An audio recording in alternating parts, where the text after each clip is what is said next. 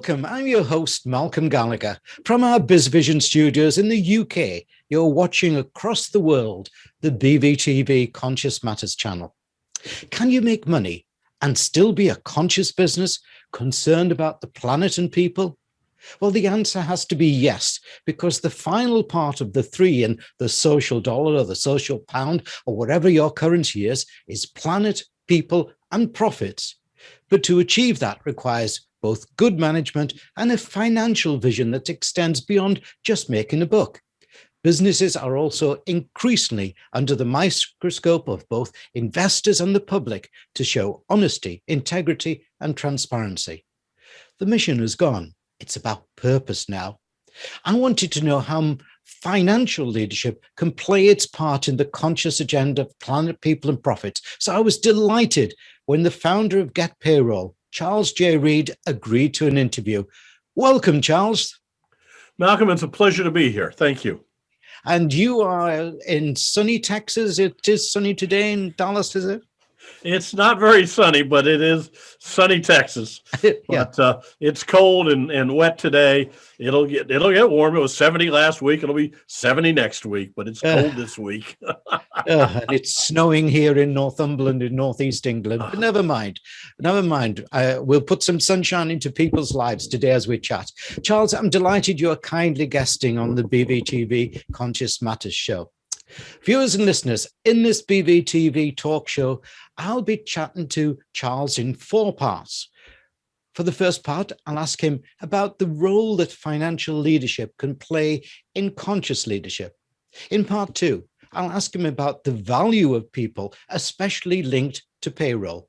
In part 3, I'll dip into the new challenge of the liquid workforce or gigging. And in part 4, I'm asking about his top 3 financial tips for new business owners like the silverpreneur.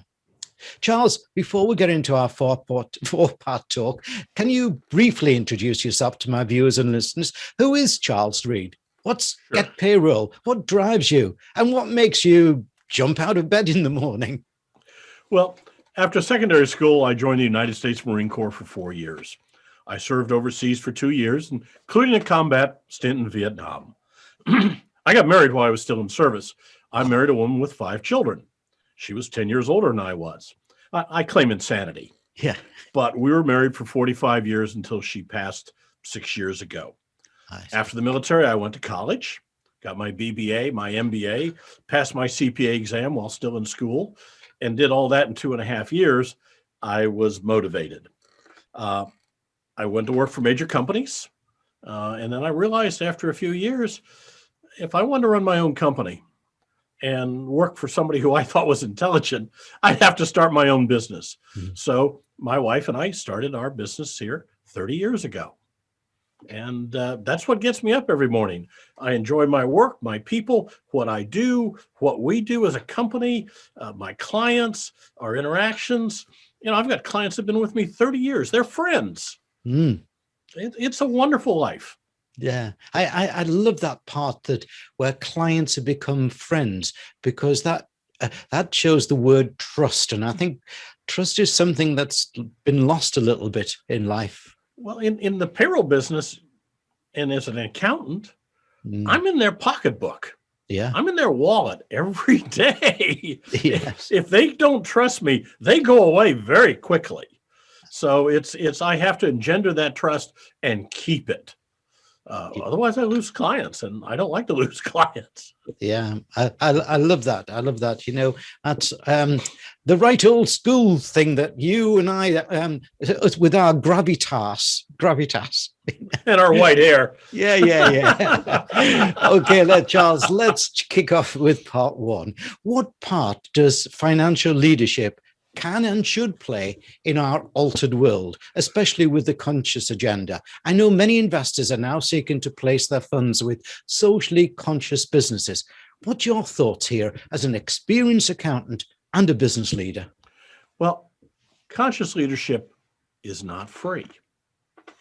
Helping people to grow in their knowledge and their personality and their personally and in their careers takes time and money. But quality financial management helps ensure that this takes place. And this is what allows a company to succeed, is good people, well-trained, well-motivated, that want to succeed in your company. That's going to make you successful. So it only makes sense to do this, to be conscious of your clients, your employees, particularly, because they're your biggest asset. There's what's going to make you succeed. If you're just you, that's fine. But the moment you hire somebody, that's an asset that you need to nurture and cherish. I've had people, some of my people have been with me 25 years. Wow. This is, I don't think we've hired anybody in the last 3 years.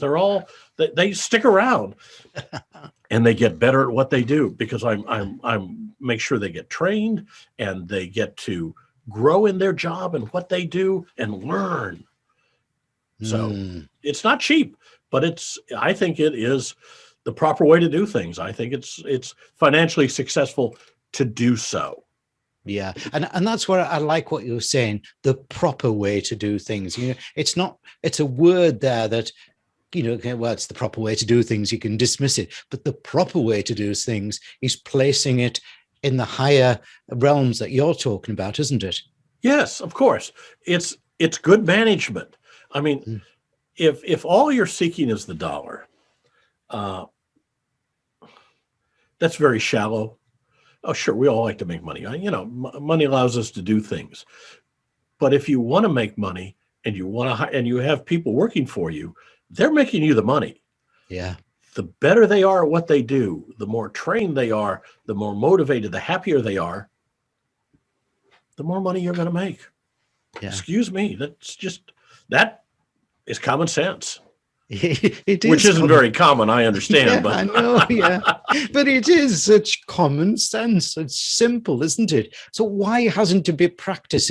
Why did the Wolf of Wall Street or whatever it may be rear its head, Because of avarice. People think the love of money is the important thing, and it's not. I mean, we're all greedy. We all want better things for our families and our children and our lives. That's greed, and I understand that. Avarice is the love of money, and that's not smart. Money's just a tool, like a hammer or a car. It's just a tool, and you acquire it to do things with. To love money, to seek money to the end of all other things, to cheat people and your employees and your clients, or to not give them what you should just to make more money, is short-sighted at a minimum. Stupid and probably self-destructive. Yeah, brilliant. Brilliantly said, Charles. Charles, before we move to part 2, I'd like to remind viewers and listeners of your website, which is all the W's, getpayroll.com. Now, I'll spell that out for listeners. Viewers obviously can see it on the screen behind me. Yeah. Get, G-E-T, payroll, P-A-Y-R-O-L-L, getpayroll.com. Okay, Charles, time for part 2. You're closely involved with the whole world of payroll, salaries, personal earnings. So you know how companies are thinking money-wise about their people. In the UK, we have minimum wage and minimum living wage, minimum wage, minimum living wage. And increasingly conscious companies are understanding the value of the people and opting for fair payment. They're also looking at the equality of pay across the genders. Are you seeing this also? Well, of course. In the U.S., less than 1.5% of people work for minimum wage or less. And in reality, that's really a fraction of that, because that includes a lot of people who work in the U.S. for tips. And there's waiters at the fine dining restaurants that make $2.13 an hour, which is well below minimum wage, but they make $100,000 a year in tips.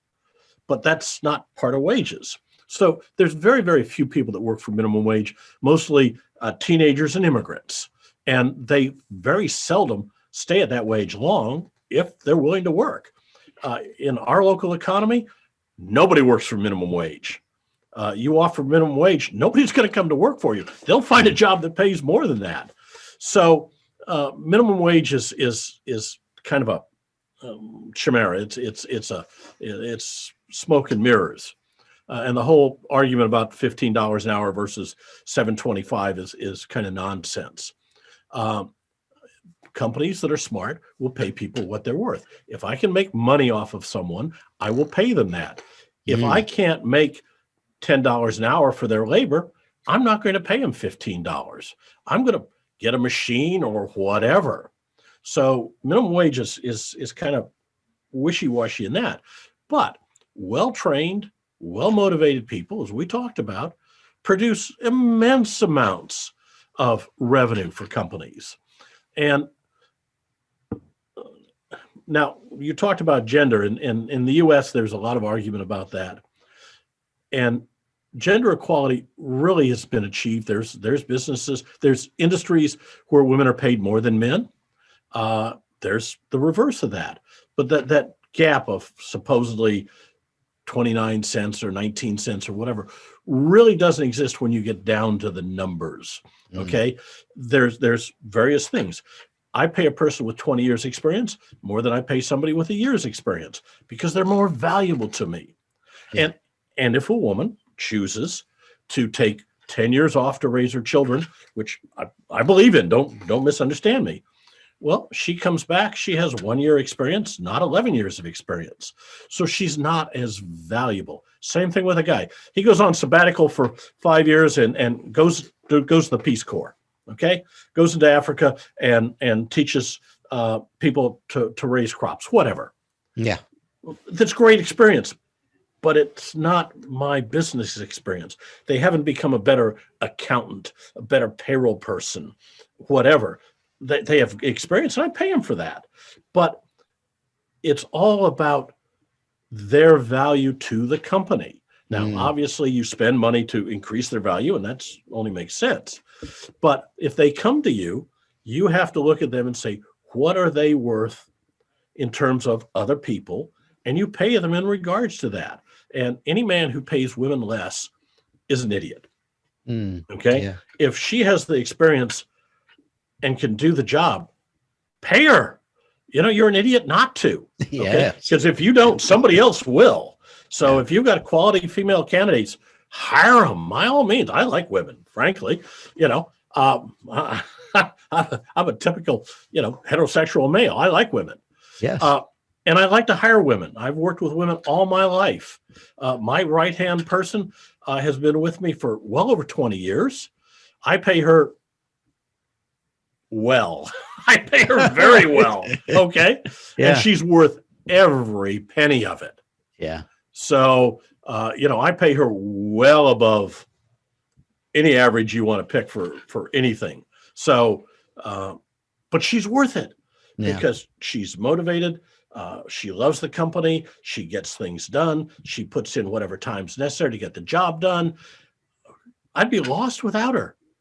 Why would I stiff her for wages? That's just it sounds to me also like that you're giving a very good tip there to people that they should start to look at what value they're delivering for the company rather than what the job they do or the function that they are.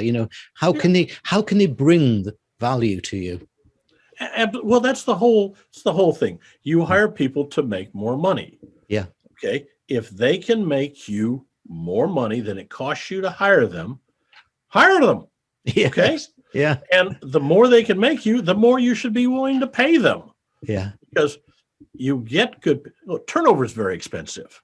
So you want people who come in, learn the job, and stay with it and get better and better and better at it. That's your desire. You want people to stick around forever. Okay. Yeah. Because turnover, I had a guy pitching me. He says it's around, 50% of an annual wage for a turnover in a management position. Even in a low level position, it may be 20 or 25%. So you're just throwing money away having to hire new people. Yeah. So you hire people, you pay them well, you pay them what they're worth. They make you money. You pay them more. You train them. You give them experience. You promote them.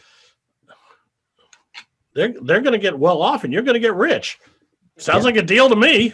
Yeah, I'm with you. I'm totally with you. It's simples, as they say in some of the adverts over here. Thanks, Charles. Now for part 3.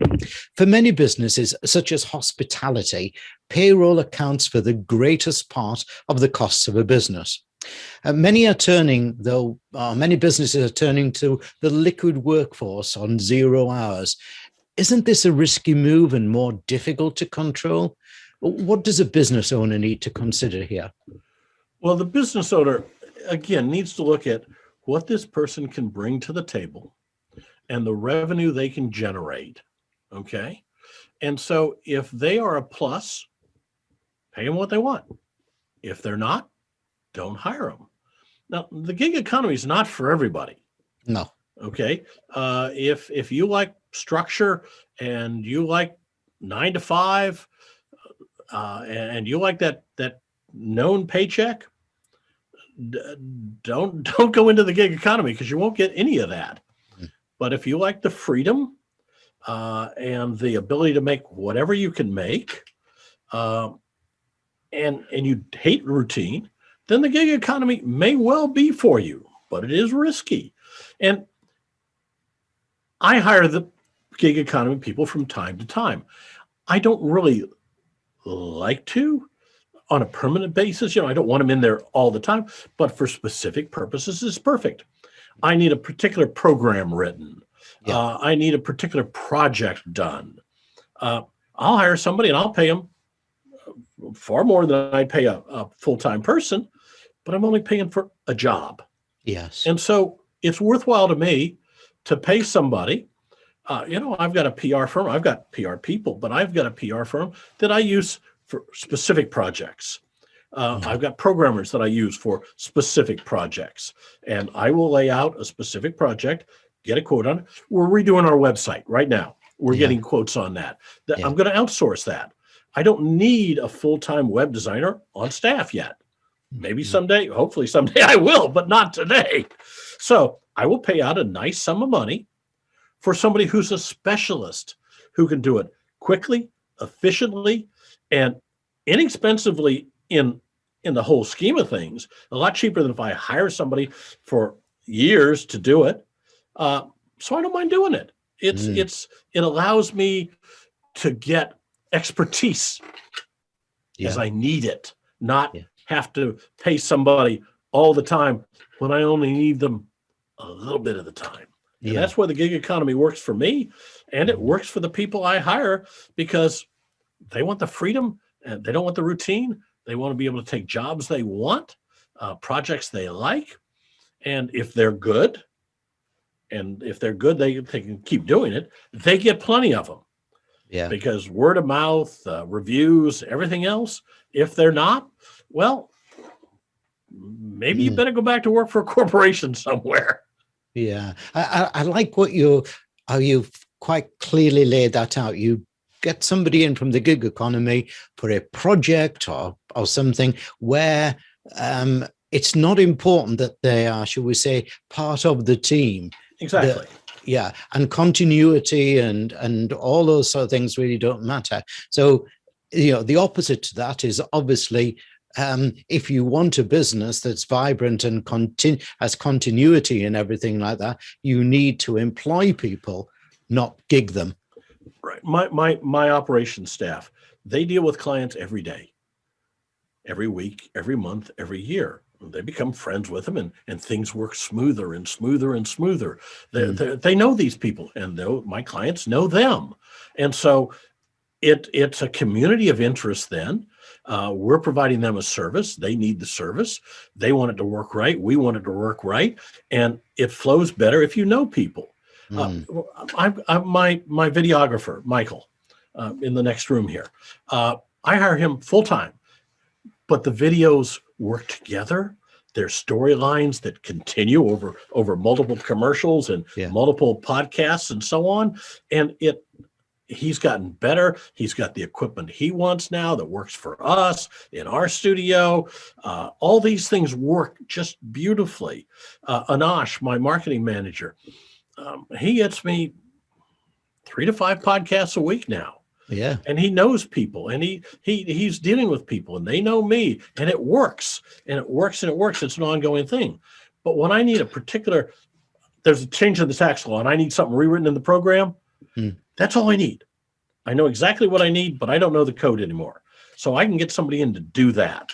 Or I need a roof replaced, or the landscape redone. I can hire somebody in to do that, whether it be labor or it be professional or it be very, very specific. I can hire somebody to do just that, and they're very, very good at it. Yeah. Okay. Yeah. And I don't have to worry about, I don't ask Michael to program. Okay. He's my videographer. So use people's skills. And if you need them full time, hire them full time. If you just need them here and there, that's what the gig economy is great for. Some good lessons there, Charles, some good lessons. And so we reach part 4. Now, usually I only have 3 parts, but I wanted to take advantage of your guesting to ask you a question, especially for our Silverpreneur channel. Now, that's the people age 50 plus having to start a business, wanting to start a business. It's a changing world. It's relevant to most startups, though, the questions I want to ask you. What are your top 3 financial management tips for the new business owner? What should he or she constantly keep top of their head? Okay. Cash flow is king. Yeah. Okay. You've got to have cash, whether you have revenue or you have a loss or you have a profit. If you run out of cash, it doesn't matter if you're making money. You can't pay your people. You can't pay your bills. You're bankrupt. You're out of business. Yeah. So cash flow is king. And I tell people that start up a new business, sit down and spend some time. Think of everything you need money for, everything you can think of, from the biggest to the smallest. I mean, from the number 2 pencil to the building, to people, to insurance, to lawyers, everything you can think of. When you get done, add all of that up. Then double it. And then double it. I was going to almost say treble it. Yeah. I say double and you might have enough cash. Yeah. Treble would probably be a better idea. Yeah. Okay. Second thing, accounting is a necessity. You've got to know what you've done. You've got to know where you were making money or where you're not making money. Yeah. If you think you can, after a year, just look back and intuit what happened, you're fooling yourself. You've got to have the numbers. You've got to take the time to record everything and to make sure you have it so you can look at it later and know what happened and where you're making money or where you're not making money. And if you're not making money there, don't do that anymore. If you're making money here, do more of it. Okay. Yeah. Accounting is a necessity. It's not a choice. It's a necessity. Yeah. And you don't have to be really fancy, do you? I mean, my wife and I run our business. Well, sorry, Charles, I work for her, I know. I was married for 45 years. But my wife daily has such a control over of our costs across our different accounts and everything like that. And then weekly, I sit down with her and we go through projections and everything weekly. It's a discipline. And once you get into it, it actually becomes quite enjoyable, to be honest. My life got much, much easier when I gave my wife the checkbooks. Yeah. Okay. And she ran them. Because other than that, she'd ask me for money and I'd say, yeah. And once she had to look at them every day and know where the money was going, she just quit spending it. I loved it. Yeah. No. The third thing, you've got to set up as a new entrepreneur, the separate bank accounts, separate credit cards. Yeah. Everything you do, you run through the business. And you don't run personal stuff through there. You run just business stuff. So when you get audited by the Internal Revenue Service or Inland Revenue, you've got all the business stuff together in one spot. And they go, well, we want to audit that. And they'll start going through the things, and this is business, and this is what it was for, and this is what it was for, and this one. And after you get through about 7 or 8 of those things, they're done. They've taken a sample, and it's been 100% business. They're not going to look any farther. Yeah. Okay. But if they go in and 2 out of the first 5 items are personal, they're going to go through everything. Yeah. They're going to wring you out and separate it all out. And if there's the slightest bit of doubt, they're going to push it over to personal, and you're going to end up miserable over it. So we call those those situations in the UK a knee case. So they've got you on your knees. Absolutely. I'm going to use that. But that's so important as an entrepreneur, is the accounting, and you have to have the numbers and keep them separate and do it up right. It doesn't have to be big or fancy.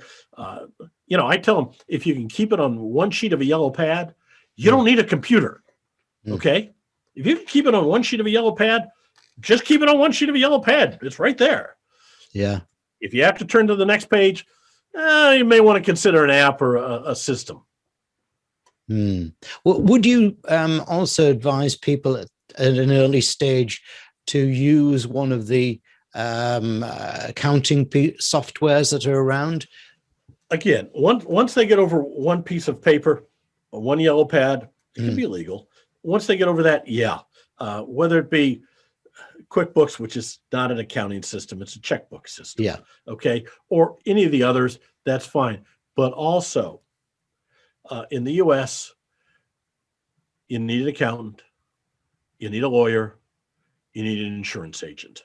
Okay, you need those three things. In the U.S., you can get a business policy that gives you general liability and all the little things you need.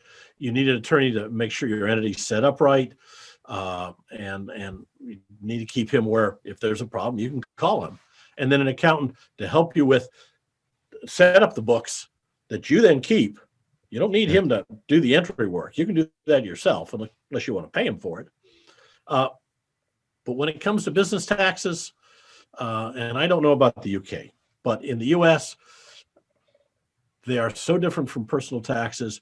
If you don't do it for a living, you're lost. Yeah. So you use an accountant for your business taxes and help getting set up with your systems so that when it comes tax time, it's quick and easy for him to do the taxes and saves you the money. Yeah, and we use our accountant for both payroll and taxes and personal because it becomes quite complicated. The UK tax system is complicated. Well, and employment tax in the US, last fiscal year, the Internal Revenue Service issued $13 billion in employment tax penalties. Wow. $13 billion. The average small business in the US, 40% of them get hit with a penalty, which averages $800. Now, of that $13 billion, $7 billion got abated, reversed by people like me who know what they're doing. I mean, we do payroll around the country for lots of people. We're very good at it. Being a CPA, an MBA, a U.S. tax court practitioner, which allows me to represent clients in tax court without being an attorney, without being a barrister. There's a couple of hundred of us only in the U.S. And having worked with the IRS on the advisory council for the last 3 years, our compliance capabilities are far, far beyond our competitors. And that's what you need, is somebody who understands the IRS and the states and the compliance and knows how to get it. And the IRS makes millions of mistakes a year. And if you don't know how to fix them, you're lost, and you don't know how to fix them. I spent 30 years learning how to do this, and there still get surprises every week. Yes. Just before I do my final round, I just once again want to remind viewers and listeners of your URL, because I have thoroughly enjoyed chatting to you, and you've got so much to give. Remember, it's all the 3 W's, everybody, and then it's Get Payroll. GetPayroll.com. Financial management can and should play its part in the conscious business, especially working as a cohesive team. My thanks to Charles Reed of Get Payroll for an extremely insightful interview. Thanks, Charles. Malcolm, my pleasure.